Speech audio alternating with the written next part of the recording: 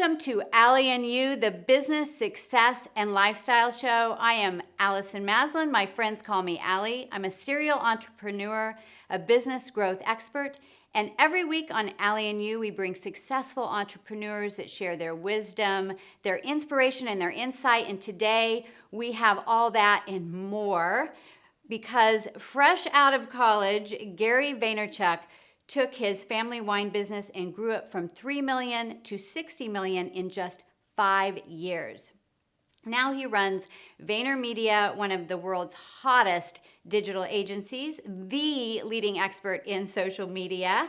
Today, Gary also hosts the highly acclaimed show Ask Gary Vee, which is the basis of his brand new book, Ask Gary Vee, one entrepreneur's take on leadership, social media, and self-awareness. This is Gary's 4th book, where he shares his smarts based on a lifetime of building successful multi-million-dollar companies. Today, I am so honored to welcome to the show marketing and business genius, Gary Vaynerchuk. Welcome. Thanks, Allie. Thanks for having me. I am so excited that you're here. I've been a follower of your work since for years. When Crush It came out in 2009, I was getting ready to launch my book in 2010, Blast Off, and I was just so blown away by the brilliance of your launch and getting everybody so engaged. So this book, we were talking a little earlier, and I said this is one of the best business books I have ever read. And I mean, I say that from the bottom of my heart. I have read it from cover to cover. I'm buying it for all of my clients. And, at first I thought with the name, it was just going to be transcripts from the show, which that would be fine too, because I'm a huge fan of your show.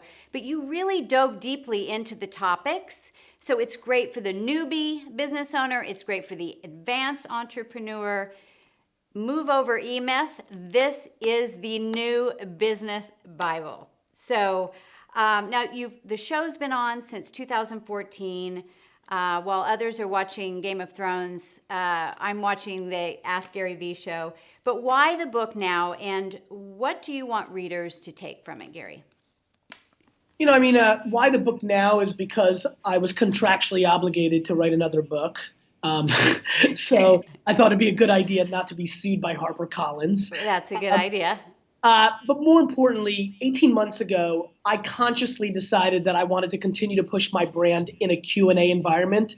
I realized that where I was really excelling publicly was the last 15 minutes of my keynotes, where I could really show my business chops, where people realized I wasn't reading off a teleprompter or saying the same things I've always said, where I could really respond and interact with people and show them the depth of my business and marketing knowledge.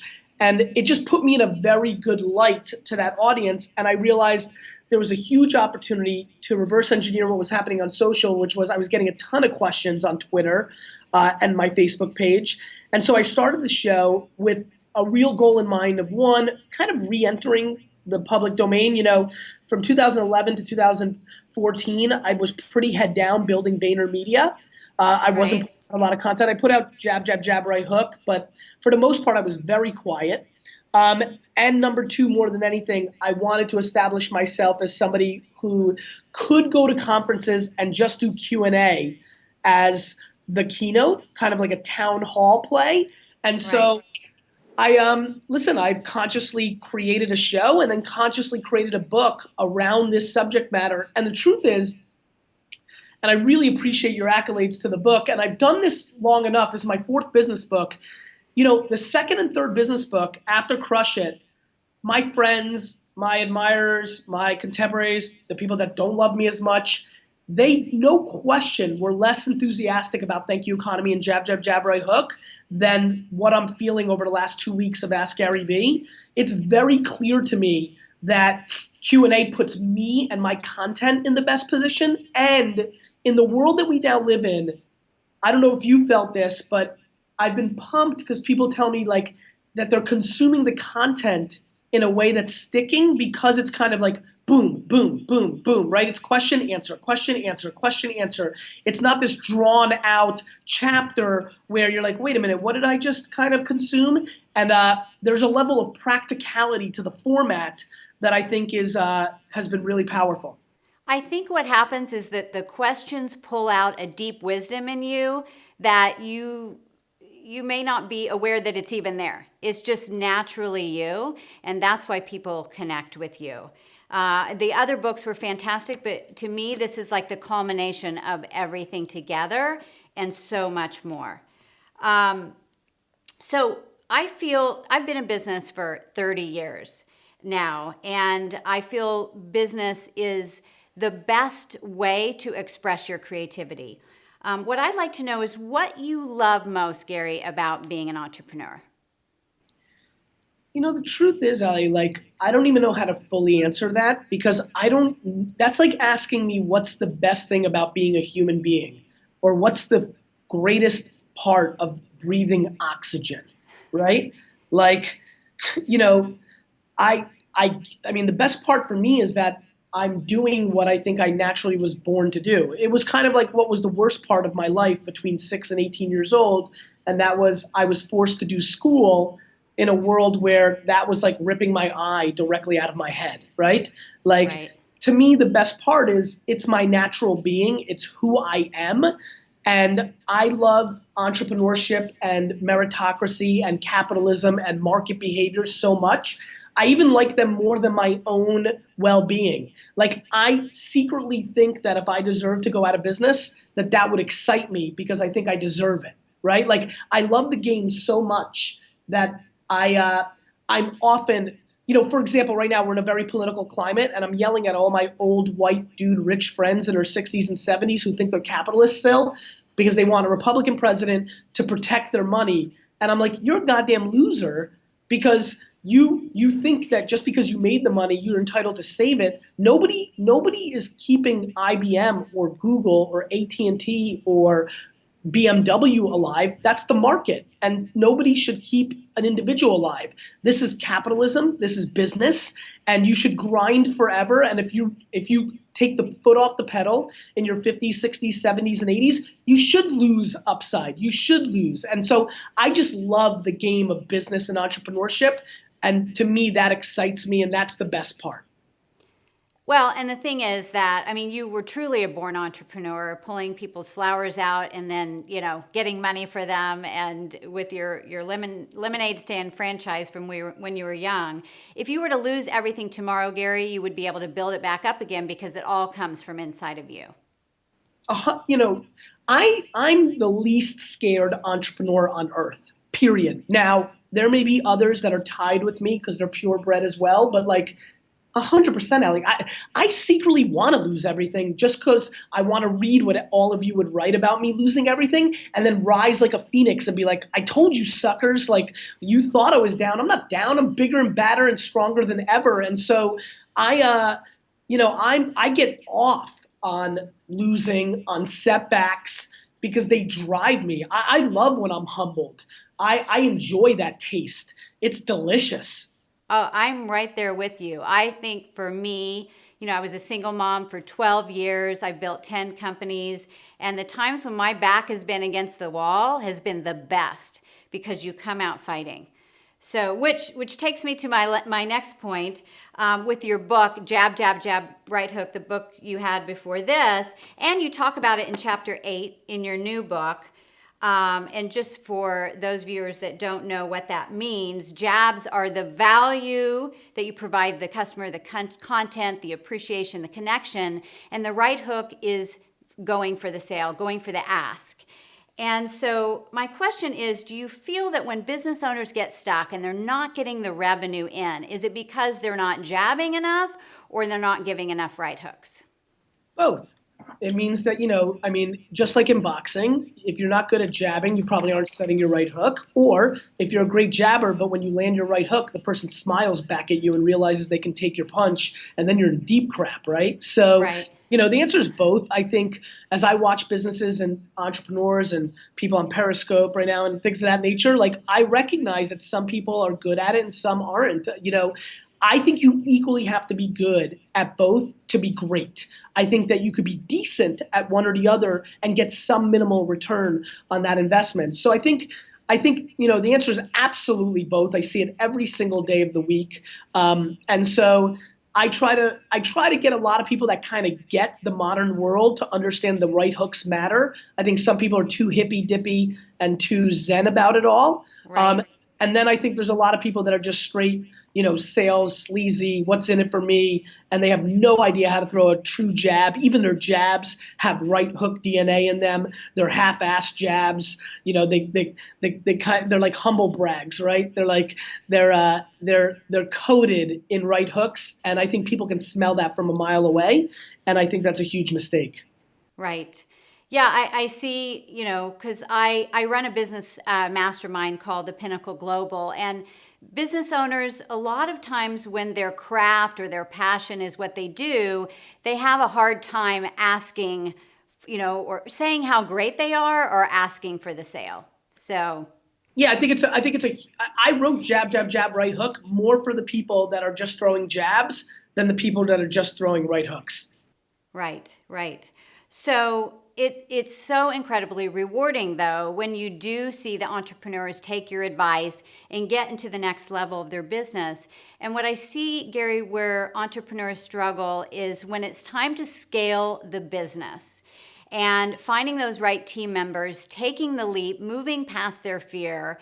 Can you give me some insight on when you know it's the right time to fill a new position? Are you doing it because, okay, I want to move the business in this direction, so I need a team here? Or are you doing it when, okay, we're splitting at the seams and it's time to fill the demand?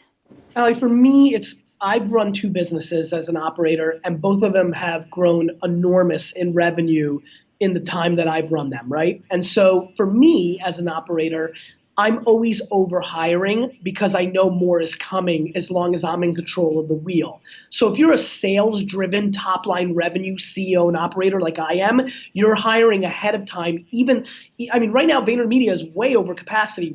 We'll do 100 million in revenue this year, but we probably have the man and women power to do $120, and that doesn't make my CFO or COO super happy because I'm not running for the maximum profit margin, but I'm setting us up for 2017, 2018. Other people that are listening right now may not be as good at sales, and they need to maximize profit along the way, and they need to be more cautious about when they add on. It's kind of like when you get more business or more revenue, then you deploy it. I think it comes down to what kind of operator you are. If you're a top line revenue driver like I am, you hire ahead of it. If you're a bottom line efficiency financial arbitrator like many people are, you go the other direction. That's great advice. I love that. So switching gears to social media, which is, you live and breathe social media, and it is the era we live in. I started business pre-internet, knocking on doors and so forth. But you've said you see social media as a science. And so can you expound on that a little bit? Yeah, I think most people are completely disrespectful to social media. Social media is a slang term for the current state of the internet. It is enormously driven on quant and qual dynamics, on emotional intelligence and anthropology and people behavior, layered on top of dead hardcore black and white math. It's way more complicated. Nobody's going to sell crap by taking a fun selfie on Instagram. There's no hashtag that you're going to use in a tweet that's going to change your business, right? You're not going to get one interview that's going to change your life forever. There's enormous naivete, disrespect, and lack of understanding that we are talking about a platform that has changed the way that human beings communicate. It is absolutely at the forefront of the end consumer's attention graph, which means it's where people pay attention. People are living inside their Twitter, Instagram, Snapchat, and Facebook feeds. They're living in them.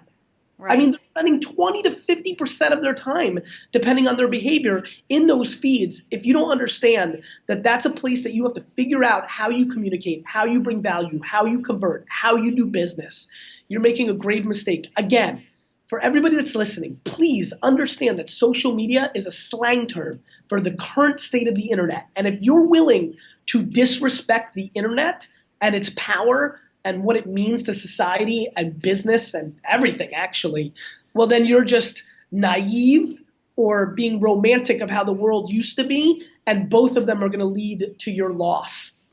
And your industry and your business will be disrupted because that's what's happening. Everything's disrupted. Dating. Allie, dating I know. Has been fundamentally disrupted. There is no going to the bar. You know, there is, I'm laying in bed swiping to the left or the right, and that's how I date. Right. Well, I'm glad that I'm not single on there, because if I broke up with someone and I had to see him with somebody else on Facebook, I think that would be really hard for me. But I think you get used to that. I guess. I mean, I'm devastated I missed Tinder. I would have loved to just swipe to the left and the right. It feels so efficient. Oh, that's perfect. So I'm in a documentary called Inspired by 11. We had the premiere this weekend, and there were so many people on Snapchat, which has, my audience is a little bit more mature, but I hear you talking about that you're swaying from Twitter to Snapchat. So can you tell us about that? Yeah, I mean, I think Snapchat will be in full effect in 24 months in your mature audience and every audience in the world. And much like, it feels the most to me like Facebook, 2007, when everybody told me, Gary, that's for college kids or somebody who just graduated this year. And I said, sure, for now, see you in 2015. And so over the next 3 to 5 years, I believe that the far majority of people will be on Snapchat. I believe that it's a totally different communication style. It's a totally different app. It's a totally different UI. It's a totally different slang. It's kind of like television from radio, right? Right. And so I think it's a big shift. I think it's an enormously powerful platform. I think that the people that figure out how to create content and bring value to their audience in that environment have enormous upside. And so, yeah, I mean, I haven't shifted from Twitter to Snapchat, but I would say that the attention of the end consumer is far greater in Snapchat than people believe. And I think for people in social media and business and our kind of ecosystem, the attention of Twitter is not as great as a lot of people believe. And I kind of pay attention to those dynamics because they're very important to me. Right. Well, I appreciate it. And, I follow you. One of the reasons I do follow you is to stay on the pulse of what is happening out there on the internet. I'll tell you, I want to jump on that point. I think one of the things that I'm most proud of is I don't spend any time at all consuming other tastemakers or shows or podcasts. I spend all my time consuming people's behavior in real life America, right? And I think it's the reason that I've earned my keep for somebody like you and others to follow me, because I do, in a weird way, feel like I have a responsibility and a skill set that forces me to be one of the first commentators on new things. And I love that I provide you and so many other personalities and thought leaders a first glance and one of the kind of data points that people look at. And I think it's been a very interesting piece of my equation that I think it's been an absolute rationale to why I've broken out. And I challenge you and everybody else that's listening to recognize that power position. And I think as a whole, we need to spend more time paying attention to people at scale, because we can unlock behaviors and thought processes that lead us to be first in market thinkers that I'll tell you right now has become the separator of me and a lot of my contemporaries. Well, and I so appreciate that you take the time to share this wisdom. I mean, I know with VaynerMedia, your clients are the Fortune 500 companies. It's not necessarily all the people that you're chatting with on your channels, right? And so, and which leads me to my next point is the storytelling, which is what you are so brilliant at. And you say in your book, the way to every consumer's heart is through storytelling. And with so much noise out there, what do you feel is key in creating quality content so that you can give it your own voice, that you can be heard? Well, I think the thing with stories is, first and foremost, we need to understand there is an audience for so many different stories and content. I have no interest in watching anybody else play video games, but I think esports is one of the most important emerging platforms in society, right? I Okay. don't care about that. I have no interest in watching House of Cards season 4, but half of America will sit down on Saturday and watch the entire thing for 11 hours, right? On the flip side, I would watch 2 hours right now of the Jets off-season moves being debated because that's what's valuable to me. And so I think one of the biggest mistakes most people make, and I mean almost everybody, is they use their own value and their own point of view on what value and stories are as the barometer. And I always tell them, like, who are you? You're not God. Like, you don't get to decide that the Kardashians is bad quality, but PBS is good quality. Like, you're a snob, right?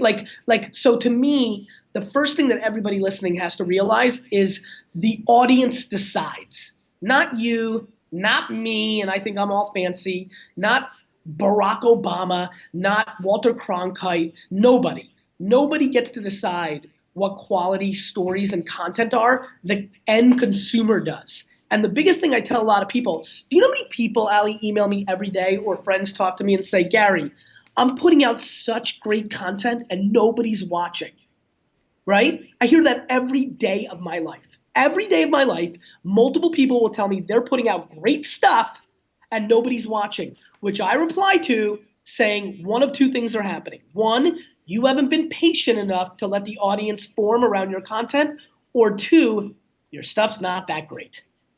Well, that's kind of the foundation of business, though, and marketing is that you really have to speak to your audience, right? You have to give them what they want, not necessarily what you want.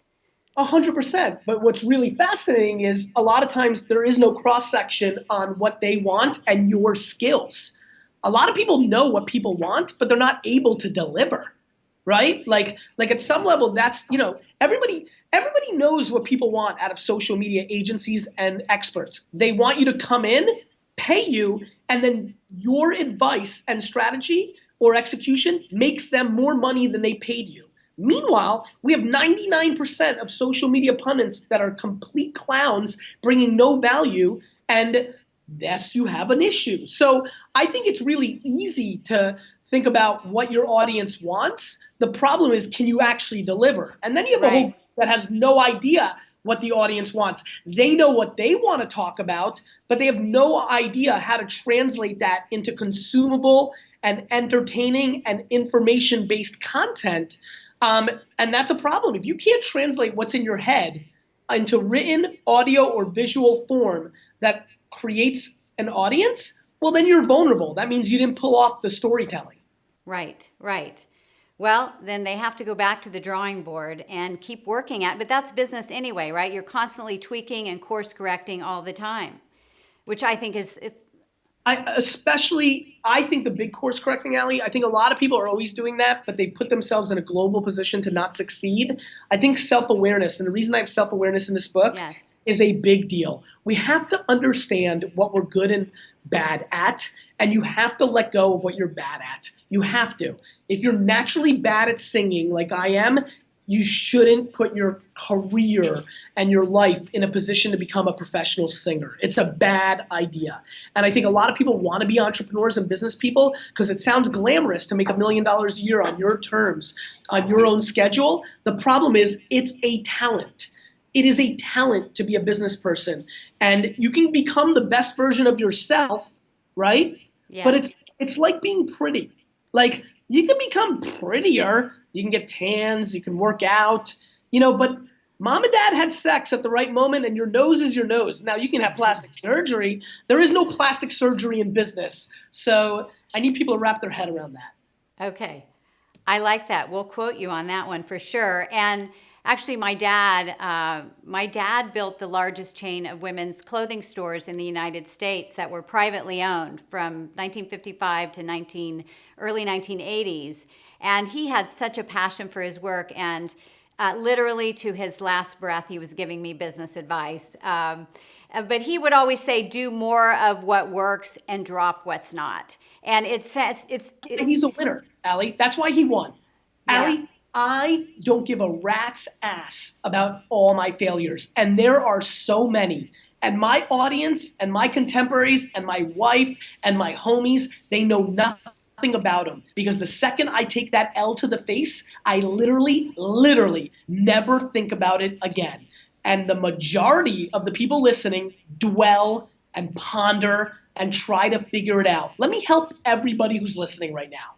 Spending a moment on your shortcomings or your losses is a substantial mistake. Right. Well, it's just like the athlete or someone's playing basketball. If you miss the shot, if you're thinking about that going for the next one, you're going to lose the game. And listen, it's easy for me to say because it is natural to me. And I would tell you, I want to say this with a lot of heart and sincerity. I implore people to figure out how to create more of it if it doesn't come natural to you. I don't know. I know what I know and I know what I don't know. I don't know how to help people do more of it other than scream at the top of my lungs about it for the rest of my life. But anything that can help you get into a place where you can not dwell, not complain, not allow the negativity to seep in, it will bring you enormous dividends. And that whether that's a life coach or a therapist or a 2-month retreat to reset, or I don't know, but whatever it is, please, please, please realize how big of a deal it is. And you know what? And that's one of the things I love about you, because we can feel that passion and you really, really care, Gary. So that's so beautiful. So Allie, go ahead. Why. If one person on Periscope or listens to this podcast or watches this video, if one person actually just heard me, if the way I communicated clicked in their heads, it's the best gift that I could ever give anybody. Like, think about what that means. It means happiness. I mean, it's a big deal. It is a big deal. It is a big deal. And I have a saying, so talk about, helping entrepreneurs move forward. Make decisions from where you're going, not from where you're at. But I love what you say in your book, act like you've been there before, because people often need a frame of reference, something to visualize. I mean, tell me about that. As long as you're not full of shit, right? Yeah, and so there's a difference between act like you've been there before and fake it till you make it. For example, football, I adore. You score your first touchdown ever, right? If you hand the ball to the ref and go to the sidelines, you acted like you've been there before, right? If you lose your mind and throw your helmet in the air and do a backflip, maybe not so much, right? So, listen, nobody's going to ever confuse me with being graceful and proper and things of that nature. But what I mean by act like you've been there before is, even though you haven't made it yet, if you feel it inside that you've got it, there's nothing wrong with confidence. And plenty of people are going to think that you're egotistical and things of that nature, and that's fine. Your life's work and how you roll as a human over time will set that course right or wrong. But I just want to empower people with a little more confidence. Allie, there's a lot of people that are listening right now where their mom and dad told them they were losers or they were never going to amount to anything.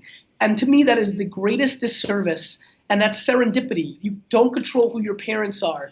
And so because I was blessed in the other direction, anything that I can do that brings 1 ounce of value to my audience, 1 ounce of value to my audience that allows me to say to them, that you got something, because everybody's got a little something.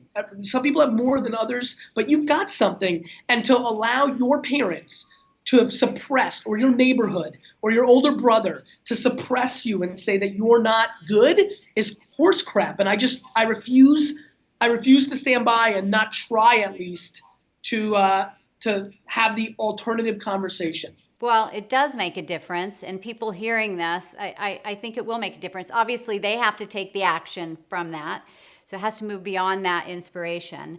And as we're getting to the close of this, I've heard you say it's better betting on the jockey than the horse. It's not so much about the idea; it's the person, like we've been talking about, the person that's driving that idea. Can you share your thoughts on that?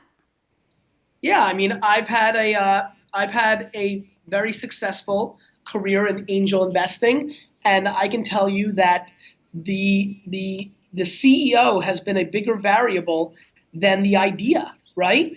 And so to me, the CEO matters more than the business idea because the execution is what matters. And the best CEOs, she or he, will know how to adjust, change their. I was on the phone twice this week where my CEOs have changed the business model because they know they're going to lose in its current form, but they're willing to take the risk to try a different version of what they were building because they'd rather do that. And I've got CEOs who are so stubborn and they believe their idea is the best and they won't pivot and they go directly out of business, right? Right. Yeah. So I'm a big believer in the executive. What's VaynerMedia? It's a social and digital shop. There's no great idea. It just had the best goddamn jockey. That's why it became the biggest, right? So, you know how many people started wine shows in 2006, 7, and 8 after I broke out? All of them. All of them, Allie. Every goddamn wine shop in America started their version of TV. And you know how many of them won? None. Because they weren't good enough. And so to me, it's always the jockey. And I love that. And I love that competitive spirit. And I love that you say, I want to win. And I think that's, I love the competitiveness of business as well. So in wrapping up, I would like to just read the very last paragraph of your book because I think it's because I have no idea what it is. Okay, well, I'm going to remind you right now. Okay, so yes, this moment is the happiest in my life because with every encounter, every adventure, every experience, ultimately everything always gets collectively better. That is, it does when you choose to focus on the positive, which I definitely do. You should try it. So I think that pretty much sums it all up. Sums you up. I think, I don't know if I'll ever figure it out. I'm still young enough that I think after I kind of scratch my full itch in the business world, I would love to figure out how to deploy self-awareness, empathy, positivity. It is a stunning variable in the success of people. And I look in my sister is dramatically more negative than me. She was parented by the same people. She grew up 3.5 years younger than me, like in the same environment. DNA is part of this equation, and those chemicals are real. And so I don't, and I've watched her evolve and I watched my dad evolve, again, not as positive as me and my mom. And I've watched a lot of the executives that have worked underneath me become more positive. D-Rock's filming me right now for Daily B. Literally, I've watched his confidence and big pictureness change in the last 18 months. So I don't think I can convert people, but I definitely feel that, you can shift people in a direction that brings them value. And that is more valuable than, listen, I want money. I want to buy the jets. But when you can impact people in a positive way, if I can guilt everybody to come to my funeral, that is my KPI. Well, I definitely feel that, when you're around somebody that's passionate and positive, it can't help but lift you up. So you're obviously having that impact around the people that are around you. So tell me, because help me help you get this book out. First of all, where people can get it, how they can connect with you, and then also give me some tips of what we can do to further move this video beyond the traditional channels that we would be sending it to. So I think I have way too much respect for the audience that I don't think, if they need me to tell them where to buy a book, I think we got way bigger problems. I appreciate you setting me up, but I think more importantly, this is your opportunity, for you, and I'd like you to bring you some value. I think one of the things you should be thinking about is live streaming some of these interviews. You can start building up your Periscope, your Meerkat, your Facebook Live. This way you start building an environment there. I think during an interview like this, the next one you do, you should do 2 or 3 snaps where you show the computer screen and it allows people to kind of get primed and excited. Okay. I call it sawdust, Allie. How do you produce content when it's right there in front of you, yet you're not picking up the sawdust, right? Right. So I would tell you those are 2 things you can definitely do. And then I think that, And then I think distribution. One of the things that's been really working for me, one of the things that I think could change your business and your brand, is I would reach out to the motivation and business blogs and news sites in the world and say, look, I'm producing content. Would you like to have my content for free? Right? To me, I'm never worried about housing my content on my podcast, my YouTube, my.com. I want distribution. I don't care where somebody discovers me. They don't need to discover me in my home. They can discover me at somebody else's home. They're discovering me. So I think about distribution for you as well. Great. I appreciate that. And we often do actually live stream the show. But sometimes with live streams, some things can happen, and I wanted to make sure we captured everything here. But I'm excited to get this out to everybody because, as I said, everyone needs to get this book. I'm going to do another plug, Ask Gary Vee. This is your new business book. I'm going to have all my entrepreneurs reading it. Thank you, Gary, for taking the time and being with us today. It was a total blast, and I love the insight that you shared. Thank you so much. Allie, one final, most important question. Yes. Can I get one of those mugs? Absolutely. Yeah. Can I sell All right. it? I'm a weird guy like that. I like selling mugs on eBay. That'll be good, right? Like me selling Yeah. Hey, that's huge for the brand. I think so too, but I'll send you two so that you can keep one and sell the other. How's that? Allie, thank you for your time. I wish you well. All right. Same to you, Gary. Thank you. Bye-bye. Well, there you have it. What a fun and powerful interview with Gary Vaynerchuk. Please go get his book and come back and see us again at Allie and You. You can subscribe to us on YouTube, on iTunes. Connect with me on Facebook. And until next time, elevate yourself, step up, and step out. You deserve it. Bye, everybody.